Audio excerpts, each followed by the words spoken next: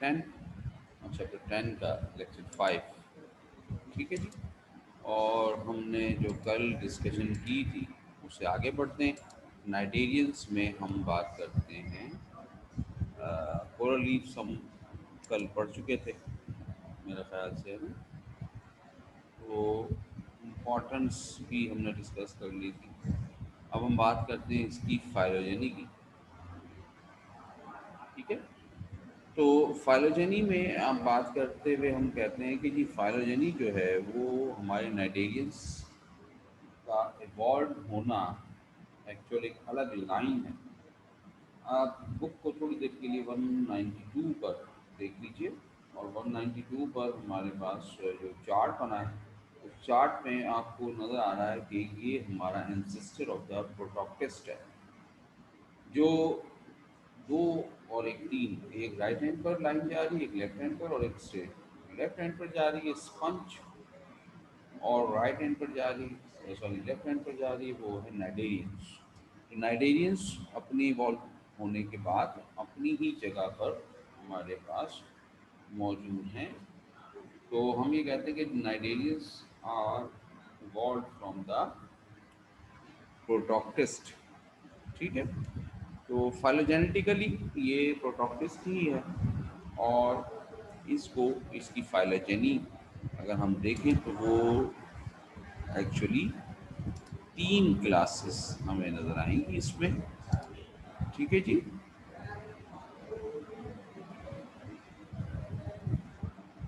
सारे सैनिटरी होते हैं, सिर्फ पॉलीप्स में, सही तो पॉलीप्स ही होते हैं बेटा। पॉलीप्स, क्योंकि मेड्यूसा तो फ्री लिविंग है ना, तो वो तो सैनिटरी नहीं कहलाएंगे, वो फ्री लिविंग कहलाएंगे। तो फाइलोजेनी में हमारे पास पहली क्लास है हाइड्रोजोआ। हाइड्रो पानी और जोआ एनिमल। अब इसका मतलब ये नहीं है पानी में रहने वाले, बल्कि इसका मतलब हम आगे चलकर आपको दिखाते हैं कि जो फाइलोजेनी है नाइडेरियंस की वो बनी है मिजोग्लिया की वजह से। मिजोग्लिया क्या है अभी दिखाता हूँ मैं आपको, लेकिन पहले हम कुछ और करेक्टर पढ़ लें। और इसमें हाइड्रोजोआ में they are fresh water may be और मे बी मेरीन, ये मीठे पानी में भी मिलेंगे और समंदर के पानी यानी मेरीन वाटर में मिलेंगे। ये सिसाइल भी हो सकते हैं और फ्रेश वाटर में हो या मेरीन में, ये स्विमर भी हो सकते हैं। ठीक है। फ्री स्विमिंग भी कर सकते हैं या फिर कहीं रुके हुए साइल भी हो सकते हैं। दे हैव बोथ पॉलीपॉइड और मेटासॉइड फेस। इनमें दोनों में पॉलीप भी हमें नजर आएंगे इस क्लास में, और मेड्यूसा भी हमें नजर आएगा। ठीक है। यानी दोनों स्टेजेस, दोनों फेसेस आपको नजर आती हैं। जब दोनों फेसेस हैं तो डेफिनेटली ऑल्टरनेशन ऑफ जनरेशन भी होगी। पॉलीप बनाएगा मेड्यूसा को और मेड्यूसा फॉर्म करेगा पॉलीप्स को, जिसे हम ऑल्टरनेशन ऑफ जनरेशन का नाम देते हैं। मिजोग्लिया आर नॉन सेलुलर, ये लफ्ज़ हमारा है। तो ये हम आपको दिखा देते हैं क्या है। असल में हमारे पास दो लेयर हमें नाइडेरियंस में, ये डिप्लोब्लास्टिक है ना, तो एक बॉडी के बाहर वाली लेयर है, ये हमारी हो गई एक्टोडर्म। ठीक है। इसी लिख रहा हूँ मैं एक्टो के लिए। और ये बॉडी के अंदर हो गई, इसे मैंने कह दिया एंडोडर्म, ईडी लिख दिया मैंने इसके लिए, एंडोडर्म लेयर। ठीक है। इन दोनों लेयर्स के दरमियान में हल्का सा बारीक सा, ये तो मैंने बड़ा बनाया, लेकिन बारीक सा एक गैप होता है। ये जो गैप नजर आ रहा है ना आपको, मैं ब्लू कलर से शो कर रहा हूँ, ये gap, this gap is called mesoglea. इसे आप कहते हैं मीजोग्लिया। तो ये मीजोडर्म नहीं है, ग्लिया है। ग्लिया का मतलब होता है वो खाली गैप जहाँ पर कोई चीज मौजूद हो। ठीक है। तो ये मिजोग्लिया कैसा है? मिजोग्लिया हाइड्रोजोआ में नॉन सेलुलर है, यहाँ पे लिक्विड मौजूद होता है, इसलिए हम इसे हाइड्रोजोआ कहते हैं। यहाँ पे कोई सेल मौजूद नहीं है, कोई और फाइबर या कोई और मटेरियल मौजूद नहीं है, इसलिए हम इसे हाइड्रोजोआ कहते हैं। क्लियर जनाब?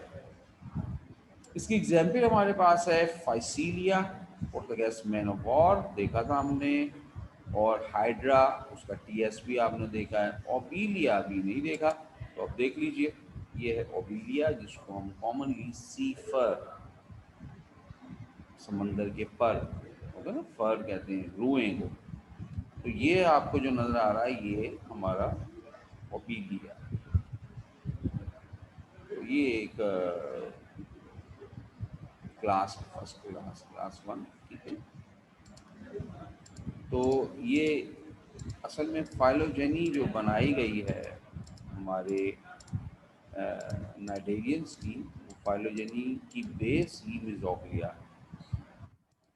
तीनों में हम तीन क्लास पढ़ेंगे तो तीनों में आपको बात करेंगे मिजोग्लिया की, उसमें क्या है क्या नहीं है। अब पहली क्लास में हमने कहा कि जी कुछ भी नहीं है, तो वहाँ लिक्विड मौजूद है, इसलिए इसको हाइड्रोजोआ का। दूसरी क्लास है स्काइफोजोआ, स्काइफस, इनकी बॉडी का स्ट्रक्चर कप शेप है, जैसे जेलीफिश को उल्टा करें तो कप बन जाएगा, ठीक है। तो zoa animal, they are exclusively marine, ये सिर्फ और सिर्फ मैरीन होंगे, इनमें से कोई भी इस क्लास का मेंबर फ्रेश वाटर नहीं होगा। और प्रीडोमिनेटली ये मेड्यूसॉइड है, मेड्यूसा है। प्रीडोमिनेंट या डोमिनेंट का मतलब होता है जो नज़र आए, डोमिनेंट वाज़े तौर पर नज़र आए। तो यहाँ पर मेड्यूसा आपको क्लियरली नज़र आ रहा होगा इसकी लाइफ साइकिल में, लेकिन पॉलीप होगा तो, मगर वो बहुत ज़्यादा क्लियर नहीं होगा। आप लोगों ने तो प्लांट्स का जिक्र किया है, प्लांट्स के बारे में पढ़ा है, उसकी लाइफ साइकिल्स का पढ़ा है। तो लाइफ साइकिल में हमने आपको कई जगह पर आगे जो एडवांस एनिमल्स हैं, तो उसमें हमने आपसे कहा था कि जो बड़े ट्रीज़ हैं वो स्पोरोफाइटिक प्लांट्स हैं, और उनका गेमिटोफाइटिक नज़र नहीं आता लेकिन होता है ना। तो डोमिनेंट कौन हुआ? स्पोरोफाइट। इसी तरह मेड्यूसा डोमिनेंट है और पॉलिप नहीं है। मेड्यूसा बेल लाइक या अम्ब्रेला लाइक शेप, जिसको कप शेप कहते हैं, मैं उल्टा कर दूं अगर तो उसको कप बन जाएगा, तो कप शेप कहेंगे। Polyp occurs during development, polyp सिर्फ डेवलपमेंट के दौरान हमें नज़र आता है और फौरन ही ये चेंज कर लेता है, बना देता है मेड्यूसा को। तो पॉलीप बहुत कम, या इसका जो ड्यूरेशन है वो छोटा है। क्योंकि पॉलीप और मेड्यूसा दोनों हैं, चाहे पॉलीप बहुत थोड़ी सी क्वांटिटी में या थोड़े टाइम के लिए नज़र आए, मगर मौजूद तो है, लिहाजा इनमें ऑल्टरनेशन ऑफ जनरेशन मौजूद होगी, ठीक है। मिजोग्लिया, जिसकी बेस पर हम कह रहे थे कि इसकी फाइलोजेनी है, तो मिजोग्लिया आर सेलुलर, तो उसमें डिफरेंट किस्म के लूजली सेल्स मौजूद हैं, और इसीलिए हम उसको स्काइफोजुआ का नाम देते हैं। और इसकी एग्जांपल है जेलीफिश, और जेलीफिश की बहुत सारी अलग अलग स्पीशीज़ हैं, और एक स्पीशी जो बहुत बारीक ओरल आर्म्स के साथ है, ये इसके ओरल आर्म्स हैं, और ये इसकी जो बारीक धागे आपको नज़र आ रहे हैं, ये इसके टेंटिकल्स हैं। खूबसूरत होती हैं, बहुत ही प्यारी, आपको डिफरेंट स्टेजेस में नज़र आएंगी की स्पीशीज आपको, ठीक है। थर्ड क्लास हमारी एंथोजोआ, एंथो फ्लावर, एंथो माने होता है flower, zoa means animal, flower like फूल की तरह नजर आते हैं इसके मेंबर्स, इसलिए हम उनको एंथोजोआ कहते हैं। ये सारे के सारे भी सिर्फ मैरीन में, समंदर में मिलेंगे। All are polyp, medusa form absent, इनमें क्या होगा, इनमें पॉलीप्स होंगे सबके सब, और मेड्यूसा की स्टेज में नहीं नजर आएगी आपको, एब्सेंट होगी, ठीक है। तो इसका मतलब है कि इसमें फिर ऑल्टरनेशन जनरेशन भी नहीं होनी चाहिए, तो ऑल्टरनेशन जनरेशन एब्सेंट है, बट पॉलीमॉर्फिज्म मौजूद है, पॉलीमॉर्फिज्म आपको मिलेगा, ठीक है। तो ग्रुप में रहेंगे एनिमल्स, कॉलोनी बनाएंगे। और मिजोग्लिया इनमें जो होगा वो सेल की जगह पर डिफरेंट फाइबर्स मौजूद होंगे, इसीलिए ये हमारी क्लास हाइड्रोजोआ और स्काइफोजोआ के मेंबर से थोड़ा सा सख्त होते हैं। ये बिल्कुल सॉफ्ट होंगे, जेली फिश देखा, जेली, जेल से जेली की तरह, तो ये थोड़े सॉफ्ट होती हैं दोनों क्लासेस के मेंबर, लेकिन एंथोजोआ के मेंबर क्योंकि मीजोग्लिया में फाइबर मौजूद है, इसलिए वो थोड़े से सख्त आपको नजर आएंगे। बस शाह ने कहा कि जनाब कोई जेलीफिश काट ले तो फिर क्या होता है। ये हमने बताया नहीं था, हमने आपको कहा था ना, फाइसीलिया काट ले, तो फाइसीलिया जो काटेगी तो वैसा ही कंडीशन आपकी जेलीफिश काटने से होगा। तो आपको बहुत ज़्यादा ईचिंग होगी, ख़ारिश होगी, और वो एरिया जहाँ से पक्ष ने काटा है वो रेडिश भी हो जाएगा। और अगर आप कमज़ोर हैं, आप कमज़ोर मतलब नाश्ता नहीं करते, खाना अच्छा नहीं खाते, तो नाश्ता किए बगैर आप अगर पिकनिक मनाने गए तो मे भी आपको चक्कर आ सकते हैं। ठीक है, तो नाश्ता वैसे भी ज़रूरी है हमारे लिए। और अगर आप पिकनिक वगैरह पे कहीं जा रहे हैं, कहीं आउटिंग पे, और स्पेशली समंदर पे जा रहे हैं, तो ज़रूरी है कि आप जो है वो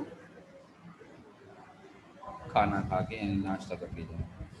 क्योंकि अगर जेली फिश ने या किसी फाइसिलिया ने आपको काट लिया तो चक्कर आ सकता है। ठीक है, इसकी एग्जाम्पल हमारे पास है कोरल्स, मेट्रीडियम। मेट्रीडियम जो है वो सी एनिमोन को कहते हैं। ठीक है, सी एनिमोन का जेनेटिकल नेम है, और इसकी तस्वीर ये खूबसूरत सी, ये सी एनिमोन है। तो आप देख सकते हैं ये जेली और ये ओबीलिया थोड़े से ट्रांसपेरेंसी इनमें नजर आएगी, लेकिन इनमें ट्रांसपेरेंसी नहीं होती, लेकिन इनमें कलर होता है, क्योंकि इनके पास मिजोग्लिया में फाइबर है। ठीक है, और फाइबर डिफरेंट कलर शो कर रहा है, तो इनमें इसीलिए हम इनको फ्लावर कहते हैं, एंथो जो हम इसीलिए कहते हैं ये समंदर के फूल हैं, इस तरह की शक्ल होती है। ठीक है, सी फैन आप देखिएगा तस्वीरें, और सी विप्स की देखिएगा तो माशाल्लाह बड़ा खूबसूरत से खूबसूरत आपको नज़र आएंगे। जनाब आगे चलते हैं कि आगे हमारे पास यहाँ तक हमने फाइलम नाइडेरियंस को कवर कर लिया, और अब हमारा फाइलम है प्लैथिहेलमिन्थस का। नाइडेरियंस और पॉलीफेरा हमने पढ़ा है, उसकी फाइलोजेनी का हमने भी क्वेश्चन नहीं दिया आपको। एक दो फाइलम्स और पढ़ लें, प्लैथिहेलमिन्थस और निमाटोड्स या निमैथिहेलमिन्थस, तो फिर आपको देंगे इसका क्या कि फाइलोजेनी का क्वेश्चन क्या है, और उस वक्त मैं आपसे 5 ईयर निकलवाऊंगा और फिर आप निकाल कर रखिए, उसमें से आपको दिखाऊंगा। ठीक है जी। तो प्लैथी हेलमेंथिस, प्लैथी मीन्स होता है चपटा, प्लेटी मीन्स होता है फ्लैट, चपटा। हेलमेंथिस मीन्स होता है वॉर्म्स। अब वॉर्म्स की वैसे उर्दू मीनिंग करें ना, हम जनरल उर्दू में बात करें तो हम कहते हैं कि कीड़ा, लेकिन असल में बायोलॉजी की मीनिंग अगर मैं इसकी बताऊं आपको, वॉर्म्स का मतलब इसका होता है क्या, तो वो होगा बड़ा ही ज़बरदस्त लफ्ज़, दाल वाव दो, और दाल ये दे, क्या मीनिंग हुई वर्ड बना, दो दे। तो उर्दू में हम क्या कहेंगे, चपटे दो दे। फनी मीनिंग अभी हमने क्लास ली थी तो एक बच्ची ने कहा सर बड़ी फनी मीनिंग है। फनी मीनिंग है, उर्दू में मीनिंग जो होती है वो बड़ी टिपिकल मीनिंग्स होती हैं। ठीक है ना, तो हम इसे कहते हैं वॉर्म्स को, कोई भी वॉर्म हो तो उसको दोदे कहा जाता है। वो प्लेटी एलिमेंट है चपटे दोदे, राउंड वॉर्म है तो गोल दोदे। ठीक है, कीड़े का लफ्ज़ असल में जो है वो इंसेक्ट के लिए भी कीड़े का लफ्ज़ नहीं इस्तेमाल किया जाता उर्दू में। कीड़े में हम उर्दू में अगर बात बोलें तो उर्दू में इंसेक्ट को कहा जाता है हशरात। ठीक है, तो वो इंसेक्ट में आपको बता दूँ। यहाँ पर हमारे पास है दोदे। क्लियर जी। तो आगे चलें, आगे आगे आगे आगे आगे हमारे पास इंट्रो के बाद हम बात करते हैं कि डाइवर्सिटीज़ की। डाइवर्सिटी 15,000 के करीब स्पीशीज दुनिया में नोन है, जिनके नाम लिखे जा चुके हैं, और वो चंद मिलीमीटर से लेकर बड़ी मीटर तक उनकी साइज हो सकता है। ठीक है। इसी तरह हैबिटेट की बात करें तो इस फाइलम में जो हमारे हैं ये भी पानी में मिलेंगे, आपको फ्रेश वाटर में भी मिल सकते हैं। कुछ इनकी तादाद बहुत कम, थोड़ी सी टेरिस्टल है, और टेरिस्टल जो है वो रॉक्स के डेब्रीज, डेब्रीज किसे कहते हैं, डेब्रीज कहते हैं बची कुची वेजिटेशन, कोई कचरा, कोई ऑर्गेनिक मटेरियल, वो एक जगह जमा हो जाए और उसमें मिक्सअप हो जाए मट्टी जमीन की, और एक खाद नुमा, अभी खाद ना बने, उसकी तरह का स्मेल वाली कोई चीज़ बन जाए, कचरा आम जुबान में आप इसको कह सकते हैं बेशक। तो वहाँ पर ये क्रीपिंग करके रहते हैं कुछ टाइप्स। ज़्यादातर जो इनकी mostly they are parasitic in nature. जो हमारे प्लेथिहेल्मिन्थस हैं वो ज़्यादातर जो है वो पैरासाइट हैं, एंडो पैरासाइट हैं, यानी एनिमल्स की बॉडी के अंदर रहते हैं। ठीक है। सिमेट्री एज यूजुअल, हम अब इसके बाद जितने भी एनिमल्स की बात कर रहे हों वो सब बायलैटरल सिमेट्रिकल्स हैं, सिवाय गाइनोडर्मेट के, वो पेंटा सिमेट्रिकल है। ठीक है, वो मैं वहाँ दिखा दूँगा आपको। लेकिन हमने कहा था स्पंज में कोई सिमेट्री नहीं है, एसिमेट्रिकल हैं, और हमने कहा नाइटेरियन में वो रेडियल सिमेट्री है, और अब हमारे एनिमल बायलैटरल सिमेट्री। इसी तरह अब इसके बाद यानी प्लेथिहेल्मिन्थस के बाद, Platyhelminthes including with the Platyhelminthes, all the groups of the animals are triploblastics. जितने भी अब ग्रुप आपको मिलेंगे वो ट्रिप्लोब्लास्टिक होंगे, लेकिन फिलहाल प्लेथिहेल्मिन्थस ए कॉल्यूमेट है। ए कॉल्यूमेट का मतलब कि इनमें बॉडी कैविटी नहीं है। फिर ट्रिप्लोब्लास्टिक कैसे हुआ, तो वो हमने आपको कॉल्यूमेट्स की बात की। तो कॉल्यूमेट्स में हमने कहा था कि जनाब जो मीजोडर्म है वो फॉर्म करती है एक खास फॉर्मेशन होती है जिसकी वजह से कैविटी फॉर्म होती है, उस कैविटी को आप सीलियोम कहते हैं, थ्रू बॉडी कैविटी। तो यहाँ पर चूंकि थर्ड लेयर तो मौजूद है, लेकिन थर्ड लेयर दरअसल टिश्यूज़ हैं पेरेन्काइमा के, जो एम्ब्रियोनिक स्टेज में बन तो गए मगर तरतीब उनकी अभी पेरेन्काइमा की। तो ecto endo filled with parenchyma tissue, तो बीच में मीजोडर्म नहीं है। ठीक है। बॉडी कवरिंग, जो फ्री लिविंग एनिमल्स हैं उनकी बॉडी सॉफ्ट होती है या सीरिया उस पर मौजूद हो सकते हैं, लेकिन जो पैरासाइटिक हैं जो हमारी एनिमल्स की बॉडी के अंदर रहते हैं उन्हें अपने ऊपर एक क्यूटिकल की लेयर बनानी होती है, तो उनकी बॉडी के अपर कवरिंग जो है वो क्यूटिकल लेयर होती है। Cuticle layer protect them from the enzymes of the host. तो ये चूंकि एंडोपैरासाइट है हमारे अंदर रह रहे हैं। मिजोग्लिया मीन्स, बेटा मिजोग्लिया का मतलब होता है दो लेयर के दरमियान गैप, उसे मिजोग्लिया कहते हैं। ठीक है। और क्यूटिकल की लेयर इसीलिए बनी है क्योंकि ये जब किसी होस्ट के, एंडो पैरासाइट क्या होंगे, किसी बॉडी के अंदर रहेंगे ना, हमारी इंटेस्टाइन में रहेंगे, लीवर में रहेंगे, तो वहाँ पर हमारी बॉडी क्या करना चाहेगी, हमारे एंजाइम उसको तोड़ना चाहेंगे, खाना चाहेंगे ताकि टूट जाए। तो इसीलिए एंडोपैरासाइटिक जो होंगे उनकी बॉडी में आउटर कवरिंग क्यूटिकल लेयर है। एडहेसिव ऑर्गन्स, ये पैरासाइटिक एडॉप्टेशंस कहलाती हैं। तो पैरासाइटिक एडॉप्टेशंस में हम ये देखते हैं कि इनके पास सर या हेड की जगह कुछ हुक्स लगे हो सकते हैं या स्पाइंस हो सकते हैं, और ग़िज़ा या फूड को सक करने के लिए सकर्स मौजूद हैं।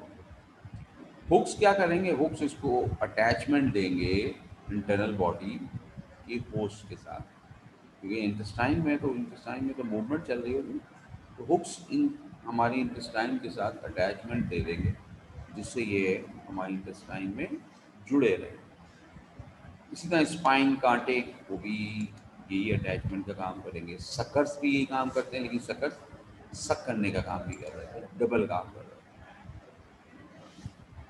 नर्वस सिस्टम इनका बड़ा ही स्ट्रॉन्ग है, क्योंकि इनको होस्ट सेल में रहना, होस्ट एनिमल में, तो इनके पास अब पेयर ऑफ सेरिब्रल गैंग्लिया, ठीक है, ये है गैंग्लिया, या हम इसे ब्रेन भी कहते हैं। कल हमने जिक्र किया था कि हमने कहा था कि जी हमारे पास ब्रेन, तो ब्रेन बना कहाँ से? ब्रेन बना है हमारे concentrated mass of neurons. 3 billion, billion 3 billion के करीब न्यूरॉन्स हैं हमारे ब्रेन को बनाने में इस्तेमाल हो रहे हैं, ठीक है। तो हमारे पास जो ब्रेन है वो असल में न्यूरॉन्स एक जगह जमा हो गए, कंसंट्रेट हो गए, then form the brain. Ganglia brain की इनिशियल फॉर्म होती है। तो पहले जो हमारे इनिशियल एनिमल्स लाइक ब्लैकियरमैंथिस हैं, तो इनमें गैंग्लिया फॉर्म हुए हैं। ब्रेन का लफ्ज़ हम इस्तेमाल कर लेते हैं यहाँ पर, लेकिन एक्चुअल गैंग्लियाज होते हैं। कंसंट्रेटेड मास जमा हो जाता है न्यूरॉन्स का, और वो एक छोटा सा स्पॉट लाइक स्ट्रक्चर फॉर्म कर लेते हैं, इसे गैंग्लिया कहते हैं।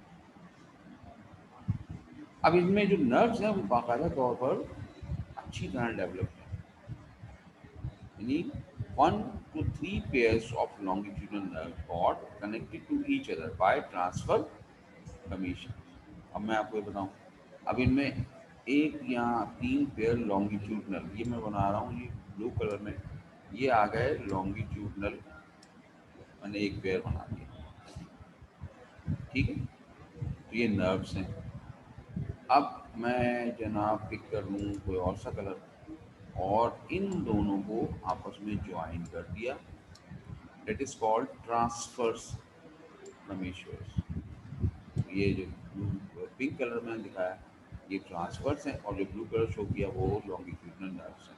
तो ब्रेन यहाँ ऊपर मौजूद है, ठीक है, ब्रेन यहाँ ऊपर मौजूद है, और उस ब्रेन से एक पेयर या 3 पेयर निकल रहे हैं लॉन्गिट्यूडनल नर्व्स के, और उन लॉन्गिट्यूडनल नर्व्स को आपस में ज्वाइन कर दिया ट्रांसफर कमीशर्स।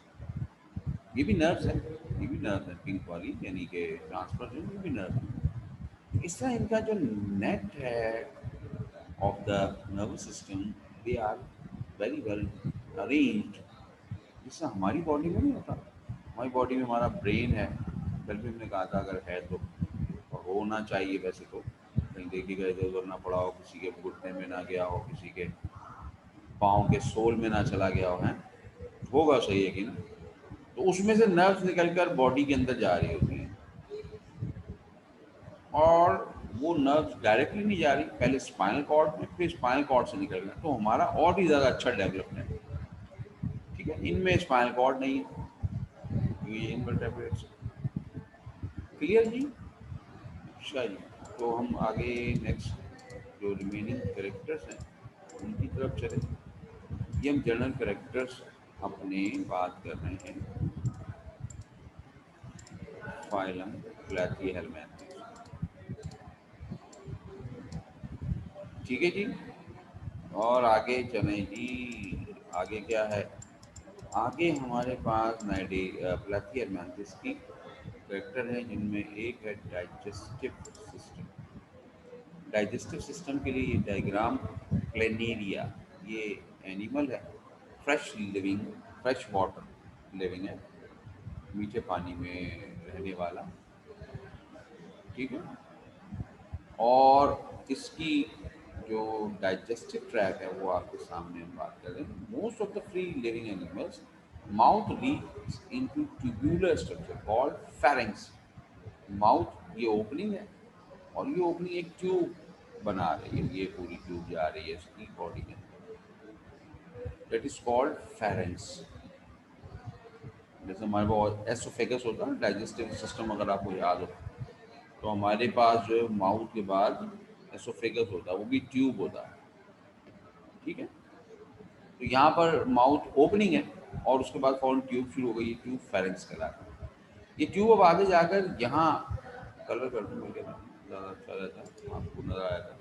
ये फेरेंस बड़ा, और यही चलते चलते अब इसने एक लाइन तो ये जा रही है यूं सीधी यहाँ तक, और दो लाइंस आपको सीधी यहाँ से होती नीचे आती नजर आ रही है, एक यहाँ से एक इसकी बैक से पीछे से आ रही है, ये नजर आ रही है।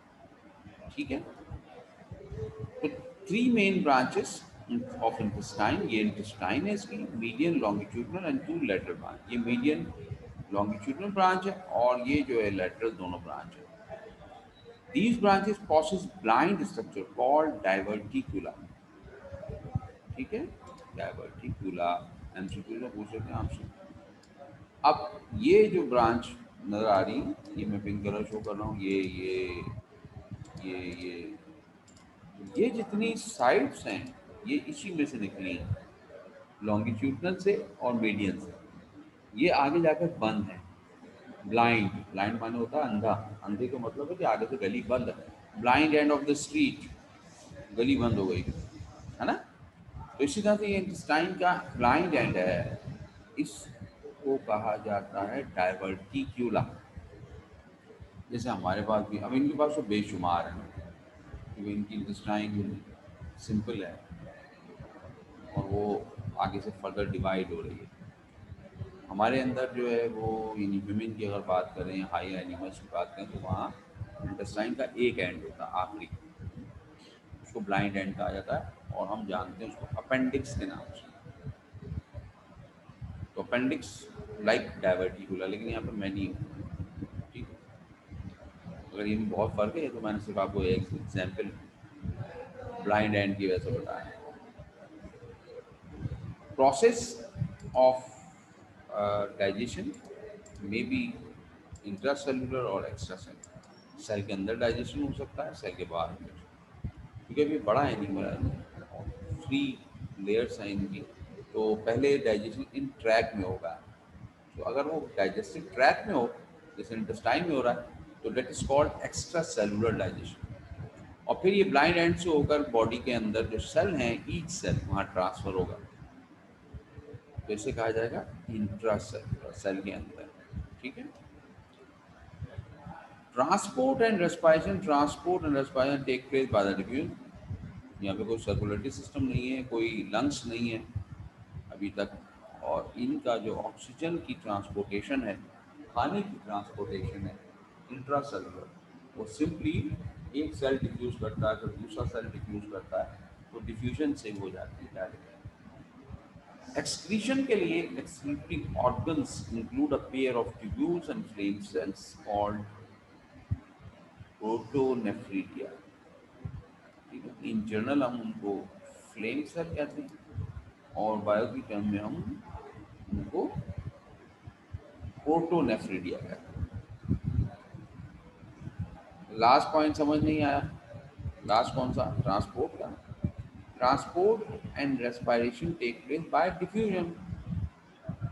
डिफ्यूजन करने से डाइजेस्टिव का, डाइजेस्टिव का बेटा ये है, the process of digestion is extracellular as well as intracellular. ये जो ट्रैक है ना इंटेस्टाइन का, इसमें जो डाइजेशन हो रही है वो कहलाती है एक्स्ट्रा सेलुलर, क्योंकि वो डाइजेशन सेल के अंदर नहीं हो रही। मिसाल के तौर पे हमारी इंटेस्टाइन है, स्टमक इंटेस्टाइन, तो वहाँ जो डाइजेशन हो रही है वो कहलाएगी एक्स्ट्रा सेलुलर डाइजेशन। और फिर वो डाइजेशन होने के बाद जो केमिकल्स हमारे फॉर्म हो गए, वो केमिकल ब्लड के थ्रू जाते हैं हमारे सेल्स के अंदर, ईच सेल्स, बॉडी के जितने भी मसल्स हैं, ब्रेन है, हर किस्म के, कार्डिक है यानी हार्ट है, हर सेल में जाती है और वहाँ जाकर उनको फिर दोबारा से अपने केमिकल्स को यूज़ किया जाता है, उसे कहा जाता है इंट्रा सेलुलर डाइजेशन। ठीक है, एक्सक्रीटरी जो ऑर्गन्स होता है इनमें वो डेवलप्ड है तो अभी इनिशियल स्टेज पे, लेकिन बना इससे पहले हमें एक्सक्रीटरी ऑर्गन भी नजर नहीं आया। That is called protonephridia. Nephridia nephron से निकला है। Nephron is the unit of excretory system. ठीक है, नेफ्रिडिया हमारे हम पढ़ते हैं, अभी तो नहीं पढ़ेंगे, सेकेंड ईयर में आपका चैप्टर 1 में ही एक्सक्रीशन का टॉपिक है, उसमें आप ह्यूमन की किडनी पढ़ेंगे। तो नेफ्रिडिया फॉर्म किडनी, हमारी किडनी के अंदर बिलियन ऑफ नेफ्रॉन है जो मिलकर किडनी बना रहा है। तो उसकी भी वो initial stage protonephridia, it is called flame cell. यहाँ पर हम उनको फ्लेम सेल भी कहते हैं। तो फ्लेम लाइक स्ट्रक्चर होता है उनका, अंदर जो उसके सीढ़ियाँ घूम रहे होते तो वो फ्लेम की तरह बना रहे। लोकोमोशन, अगर फ्री लिविंग एनिमल है लाइक ये, तो प्लेस बाय सीलिया और मस्कुलर कॉन्ट्रैक्शन। अब ये प्लेनेरिया तो ये मसल कॉन्ट्रैक्शन की मदद से मूवमेंट करता, या दूसरा कोई एनिमल होगा तो उसमें सीलिया लगे होंगे तो वो उसकी मूवमेंट करेगा। लेकिन अगर पैरासाइटिक है तो लोकोमोटिव ऑर्गन एब्सेंट। समझ में आई बात? फ्री लिविंग है ना, तो उनमें यहाँ जो सीलिया है यहाँ पे वो मसल कॉन्ट्रैक्ट कर रहे हैं, जैसे हम मसल कॉन्ट्रैक्ट और रिलैक्स करते हैं तो हमारी हड्डियाँ मूवमेंट करती हैं। लेकिन अगर एनिमल कौन है, पैरासाइटिक है, तो उसमें लोकोमोटिव ऑर्गन, क्योंकि वो तो कहाँ रहता है, वो तो इंटेस्टाइन में रहता है, और उसमें कोई इंटेस्टाइन से बार बार बाहर थोड़ी जाना है ना, इंटेस्टाइन में घूम सकता है, फिर सकता है वो, तो अगर इंटेस्टाइन में वो फ्री हुआ तो इंटेस्टाइन का जब मूवमेंट चल रही होगी मटेरियल की तो वो आगे से आगे घूमता चला जाएगा और फिर वो पेट में रुकेगा ही नहीं। तो इसलिए इनके पास लोकोमोटिव ऑर्गन नहीं होते, लेकिन एडहेसिव ऑर्गन होते हैं जो हमने कहा था हुक्स। तो हुक्स क्या करते हैं, हुक्स इंटेस्टाइन से अटैच हो जाते हैं, सकर हैं वो अटैच हो जाते हैं, तो अभी अपना एक ही जगह जुड़े रहते हैं। ठीक है। पैरासाइटिक मोड, पैरासाइटिक मोड में हम छोटा सा आपके बुक का हिंट दे दूँ तो पेज नंबर बता देता हूँ आपका 203 का सेकंड पैराग्राफ के एंड में आपको लिखा हुआ नजर आ जाएगा कि पैरासाइटिक इनमें क्या होता है। कि पैरासाइटिक दो तरह का, some complete their life cycle in one host called monogenic. अगर कोई पैरासाइट सिर्फ एक ही होस्ट में सारी जिंदगी गुजारे, अंडे भी वहीं दे, हैचिंग भी वहीं, तो उसे कहा जाता है मोनोजेनिक पैरासाइट। जबकि कोई ऐसा पैरासाइट हो जो complete their life cycle in two different host, they are called digenic parasites. ठीक है। तो अब ये एक इनका होस्ट अलग होगा, दूसरा होस्ट अलग। जैसे for example liver fluke complete its cycle in snail and sheep. ठीक है। लिवर फ्लूक हमारा आपने अगर प्रैक्टिकल किया होगा तो प्रैक्टिकल्स में अभी पता नहीं शायद आप कॉलेज में कर भी पाए कि नहीं, तो आपको लिवर फ्लूक्स नज़र आया। ये तो हमारा प्लेनेरिया का नर्वस सिस्टम। तो लीवर फ्लूक आपको नज़र आया होगा, वो दिखाया जाएगा, तो वो हमारी शीप्स में जो है उनमें लीवर पर लगा होगा, सब में नहीं, जिसमें कुछ दाखिल हो गया। दाखिल कहाँ से होगा, स्नेल्स में अपनी आधी जिंदगी गुजारेगा और उसके अंडे किसी भी जरिए से अगर पहुंच गए शीप के अंदर तो वहाँ हैचिंग होकर आधी जिंदगी वो यहाँ गुजारेगा। तो इस तरह से हम इसे कहते हैं ऐसे होस्ट जो दो जगह पर जिंदगी गुजार रहे हैं उन्हें कहा जाता है डाइजेनिक पैरासाइट। जैसे हमारा टेप बॉम्ब है, तो टेप बॉम्ब भी यही करता है, अपनी आधी ज़िंदगी गुजारता है ह्यूमन में और आधी ज़िंदगी गुजारता है पिग में।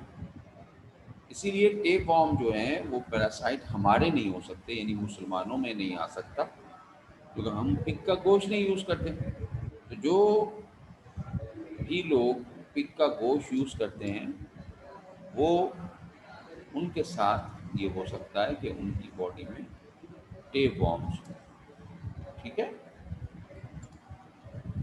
और हमारी बॉडी में राउंड वॉर्म होते हैं जो मोनोजेनिक है, यानी वो अंडे भी हमारे पेट में देते हैं और अंडे हैच भी हमारे पेट में ही होते हैं। बच्चों को कहते हैं ना, बच्चों के पेट में कीड़े हैं, तो वो हमारा राउंड वॉर्म होता है, तो वो मोनोजेनिक होता है। प्लेथीहेल्मिन्थस की फाइलोजेनी हम देख लेते हैं और उसके बाद मेथीहेल्मिन्थस में हम इसका डायरेक्ट क्वेश्चन है वो मैं आपको दिखाऊंगा। यहाँ पर जो फाइलोजेनी का क्वेश्चन है वो मैं अभी फिर आपको नहीं बता रहा, आगे चलकर हम चौथा फाइलम कर लें फिर आपको बताऊंगा।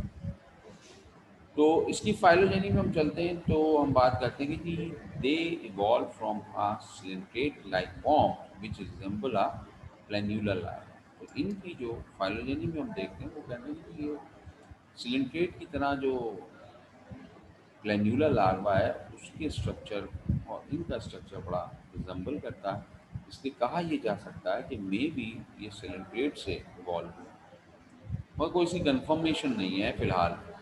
ठीक है, इसीलिए आप देखेंगे 193 जो पेज पर पहले मैंने आपको दिखाया था, राइट हैंड पर ये डाइवर्ट होते हुए नजर आ रहे हैं। क्लास पहली है turbellaria. Turbella a little stirring, छोटा सा string, mostly free living but some are parasite. ज़्यादातर ये फ्री लिविंग है लेकिन कुछ इनमें मेंबर जो है वो पैरासाइटिक है। बॉडी अनसेगमेंटेड एंड सीधी आर रेयरली ऑन एक्विटर। बॉडी में सेगमेंट नहीं है, सेगमेंट का मतलब होता है टुकड़े, कता, उर्दू में कहते हैं फता। शेर का होता है ना, शेर और शायरी आप लोग तो उर्दू में पढ़ते होंगे, तो कहते हैं कते की तशरीह कीजिए, टुकड़े की कते। तो इनकी बॉडी भी सेगमेंटेड नहीं है और सीलिया प्रेजेंट हो सकते हैं एक्टोडर्म में। Reproduction take place by sexual, asexual and by generation. तो इनमें एसेक्सुअल रिप्रोडक्शन भी मिलती है, सेक्सुअल रिप्रोडक्शन भी मिलती है। ज़्यादातर जो हमारे फ्री लिविंग होंगे वो कार्निवोरस होंगे। ठीक है। और एग्जाम्पल है कोई जेसिया, जीनस का नाम है प्लानेरिया, जो हमने पहले भी अभी थोड़ी देर पहले देखा था, ये आपके सामने। ठीक है। दूसरी क्लास है इसकी ट्रीमाटोड्स या trematoda, hole cavity of sucker. Trematode में सकर्स मौजूद हैं। They are ecto and endoparasite, ये एक्टो भी हो सकते हैं, एंडो भी हो सकते हैं। वो फ्री लिविंग थे और एंडोपैरासाइट कुछ थे। बॉडी लीफ की तरह फ्लैटेंड होती है, फैली हुई, चपटी तो होगी, चौड़ी भी होगी साथ। बॉडी कवर विद अच्छी क्यूटिकल, बहुत अच्छी क्यूटिकल इसमें होती है। वेल डेवलप्ड सकर्स, इससे जो टर्बुलेरिया है उससे बहुत अच्छे सकर्स मौजूद। टर्बुलेरिया में यूजुअली सकर नहीं होते, कम होते हैं। Alimentary canal bifurcate. बाइफरकेट का मतलब क्या होता है? बाइफरकेट का मतलब होता है ये सारी कोई चीज़ सीधी, इसके दो ब्रांच हुए। अब इस ब्रांच को फिर आगे बढ़ी तो ये फिर दो ब्रांच बन गए। जो भी ब्रांच आगे बढ़ेगी divide further into two branch, that is called bifurcate. अब हम एक इसको छोड़ दिया हमने, अब वो डेवलप नहीं हो रही, ये डेवलप हो रही है, तो इसकी फिर दो ब्रांचें बनी। ये अगर डेवलप होगी तो ये फिर दो ब्रांच बनाएगी, तो इसे हम कहेंगे बाइफरकेट। तो इनकी जो एलिमेंट्री कैनाल होती है बाइफरकेट होती है। फेसिक्यूला हेपेटिका, शीप का लिवर फ्लो, ये है हमारे सामने। ठीक है। ये यहाँ पे शक्ल लगे होते हैं इसके माउथ का, ये लेटरल शक्ल होते हैं, ये इसके ओरल शकल्स भी यहाँ होते हैं और बहुत मजबूती से ये लीवर के साथ चिपका होता है भेड़ बकरियों में। ठीक है। और बाज़ औक़ात अगर ये बीमारी फैली हुई मतलब मौजूद है किसी बकरे में, बकरी यानी शीप में, और वो आपने ज़िबा कर दिया बकरा ईद को, तो उसका लीवर देखिएगा वो बहुत ज़्यादा ख़राब आपको नज़र आएगा और मतलब वाइट सा होगा और वो बेचारा बकरा भी कमज़ोर ही होगा।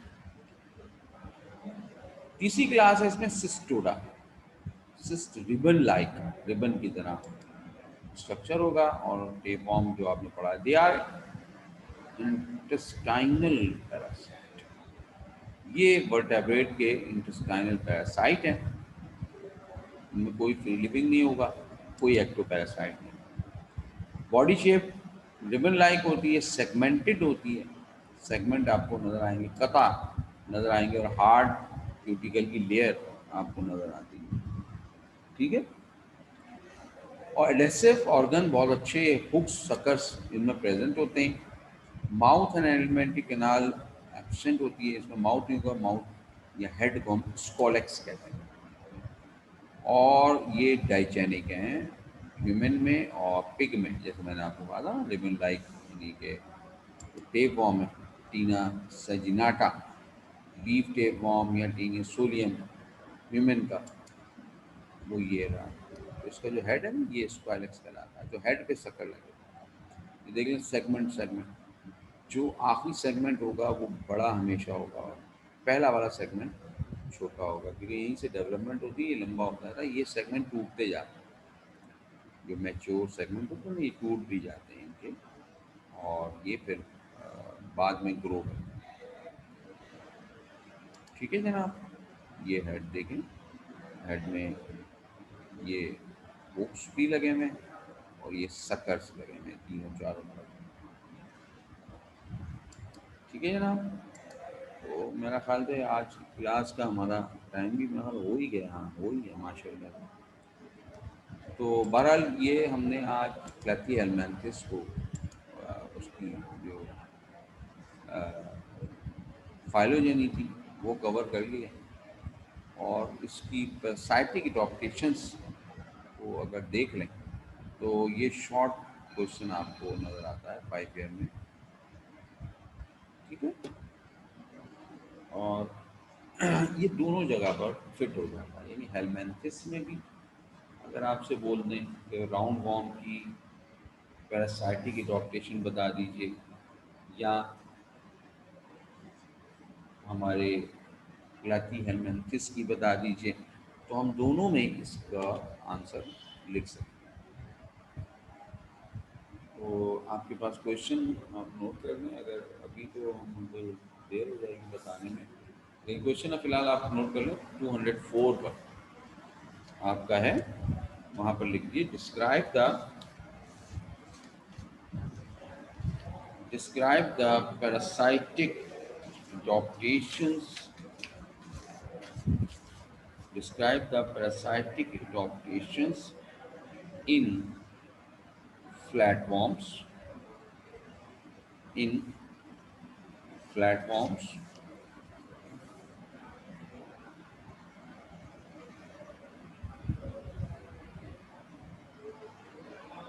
और यहाँ पे किसी वॉर्म का नाम लिख दें, लाइक टीना सोलियम। ठीक है, और हेलिमेंथिस, हेलिमेंथिस कहते हैं।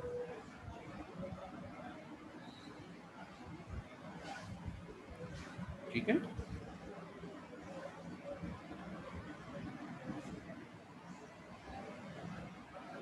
तो ये हमारी बात आज के लिए। कुछ सवाल अगर आपने पूछना है तो पूछ लें बस।